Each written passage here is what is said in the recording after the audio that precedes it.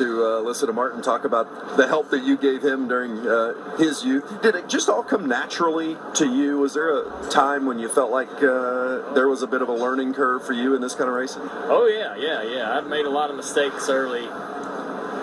Wrecked a lot of cars the first several trips, just like anywhere else, you know. I went to Martinsville, wrecked a lot before I figured out how to get around there, and I went to Daytona and Talladega and did the same thing. Eventually, things just started to make sense. What you're seeing, you know, what I saw in racing and being a fan and watching racing as a kid growing up, all the things that I saw those guys do, they started to make sense why they were doing them.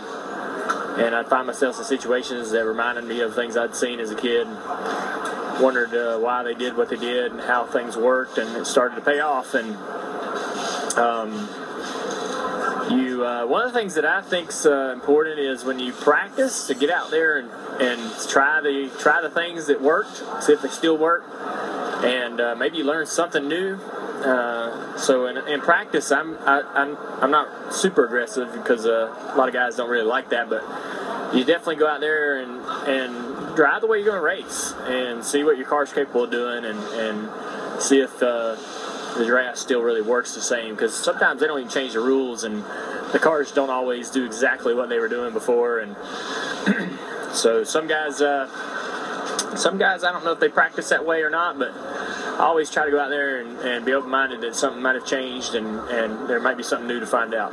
That's interesting. Yeah, speaking of practice, you got, 11 or 12 laps in there. Did you feel like what was your takeaway from that? I didn't like the car that much, and so we'll it's probably fine, but what didn't you like?